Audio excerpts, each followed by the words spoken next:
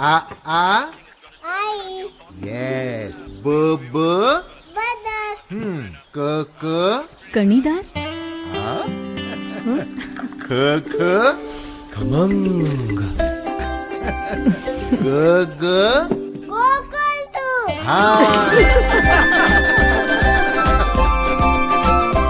अगदी घरच्यासारखं. कणीदार खमंग म्हणजेच गोकुळ तूप. आपण पाहताय महाधुरळा. नमस्कार. महाधुरळा ब्रेकिंग न्यूजमध्ये आपल्या सर्वांचं मनापासून स्वागत. राज्यात विधानसभा निवडणुकीची धामधूम आता जोरात सुरू झालेली आहे. येत्या 8 दिवसात जागा वाटप जाहीर होईल, उमेदवारी जाहीर होतील. यामुळं आता एकूणच प्रचाराला वेग येईल किंवा आरोप प्रत्यारोपांना सुद्धा वेग येईल, कापाकापीला वेग येईल, बंडखोरीला वेग येईल, एकमेकांना थांबवण्यात आणि एकमेकांना उठवून बसवण्यातही आता वेग येईल. या पार्श्वभूमीवर कोल्हापूर जिल्ह्यात गेल्या काही दिवसापासून महाविकास आघाडीत काही प्रमाणात धुसफूस आहे, पण महायुतीमध्ये मात्र ही धुसफूस जास्त आहे. ही धुसफूस नेमकी का आहे, कोणामध्ये आहे, त्याचा फटका कोणाला बसणार, या संदर्भात आज आपण थोडीशी चर्चा करूया.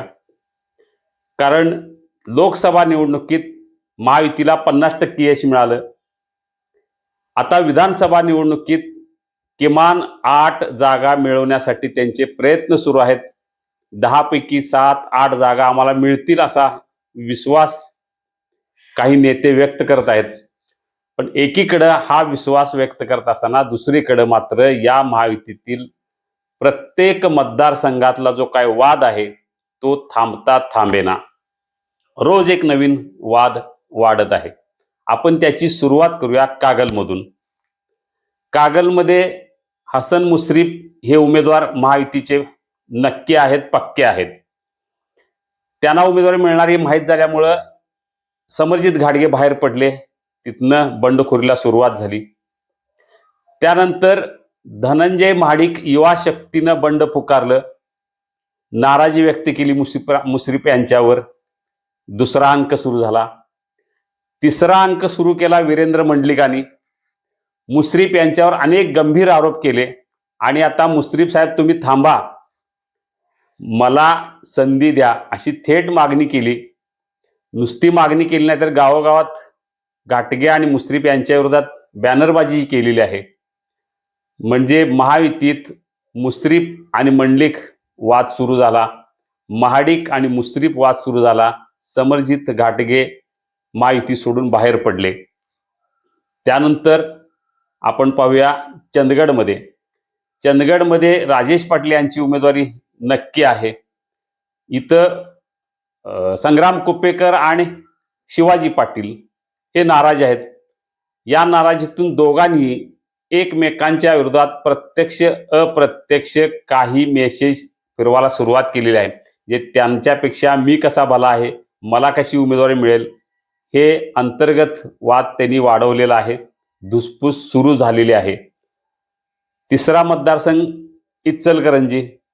प्रकाश आवाडेंना अनेक वर्षे विरोध केल्यानंतर पक्षात घेतलं, पण दुसऱ्या दिवशीपासून पक्षात 2 गट असल्याचं पुन्हा सुरू झालं. म्हणजे आवाडे पक्षात आले पण अजूनही मनापासून भाजपनं स्वीकारलं नाही. त्यामुळं अजूनही आवाडे पक्षाच्या कार्यालयात गेले नाहीत. जोपर्यंत सन्मानाने प्रवेश दिला जात नाही तोपर्यंत जाणार नाही त्यांची घोषणा आहे. म्हणजे इचलकरंजीत भाजपमध्ये महायुतीमध्ये धुसफूस कायम आहे. त्यानंतर पाहू आपण करवीर मतदारसंघ. चंद्रदीप नरके हे शिवसेना शिंदे गटाचे उमेदवार असतील यात शंका नाही. पण तिथं आता विनय कोरेंनी संताजी घोरपडे यांची उमेदवारी जाहीर केली. त्यामुळे तिथं वादाला सुरुवात झाली. नरके आणि घोरपडे यांनी एकमेकांच्या विरोधात आव्हानाची भाषा केलेली आहे. म्हणजे तिथंही वाद आहे. कोल्हापूर उत्तर आणि दक्षिणमध्ये हा वाद जोरात पेटलाय. जे धनंजय महाडिक यांचे सुपुत्र कृष्णराज महाडिक यांनी लढण्याची इच्छा व्यक्त केली. त्याला पाठोपाठ माजी आमदार राजेश क्षीरसागर जे राज्य नियोजन मंडळाचे कार्यकारी अध्यक्ष आहेत त्यांनी आक्षेप घेतला आणि दक्षिणेत मेळावा देखील घेतला. म्हणजे माझीही दक्षिणेत ताकद आहे हे दाखवण्याचा हा प्रयत्न होता. जे उत्तरेत थांबवा नाहीतर मी दक्षिणेत त्रास देणार असं क्षीरसागर यांनी इशारा दिला आणि तिथला वाद वाढवला. महेश जाधव यांनी थेट बैठकीतच पालकमंत्र्यांच्यावर संधान साधलं.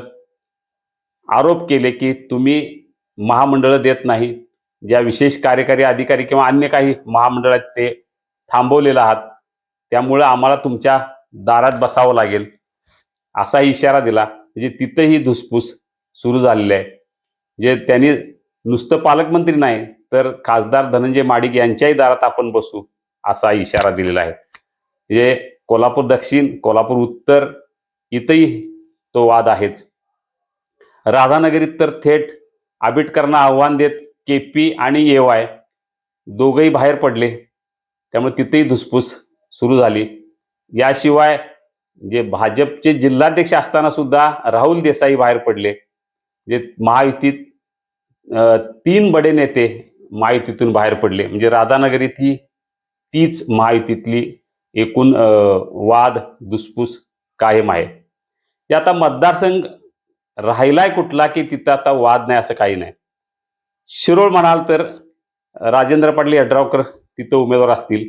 तिथं संजय पाटील यांनी मेळावा घेतला आणि आमची दखल घ्या नाहीतर आमचा रस्ता मोकळा आहे असा इशारा दिला. म्हणजे तिथेही वादाला मुद्दा आला. आता राहिलाय फक्त हातकणंगले मतदारसंघ. तिथेही विनय कोरेंनी आपला दावा सांगितलेला आहे. उमेदवार कोण हे सांगितलं नाही पण दावा सांगितलेला आहे.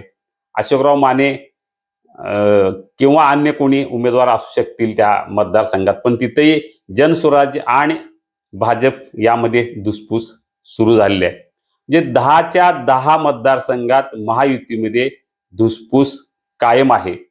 अशी धुसफूस महाविकास आघाडीमध्ये कोल्हापूर उत्तर मतदारसंघात आहे. अन्य काही मतदारसंघात ती धुसफूस आहे, पण ती जेवढी महायुतीमध्ये आहे तेवढी इथं नाही. जे चंदगडमध्ये ही धुसफूस आहे. नंदाताई बाबुळकर की अप्पी पाटील ही धुसफूस आहे. किंवा अन्य काही राधानगरी मतदारसंघात थोड्या प्रमाणात आहे. पण सगळ्यात जास्त धुसफूस ही महायुतीमध्ये आणि ती प्रत्येक मतदारसंघात आहे. जे 10 मतदारसंघात 10 विविध कारणामुळं धुसफूस वाढलेली आहे. त्याचा फटका किती बसणार, ते आवरणार किती, रोखणार कोण आणि कसं रोखणार यावरच महायुतीचं भवितव्य अवलंबून आहे. त्यामुळे आता नेते यात निश्चितपणे लक्ष घालतील आणि ही धुसफूस थांबवतील अशी अपेक्षा आहे. पण वेळ आता निघून जात आहे.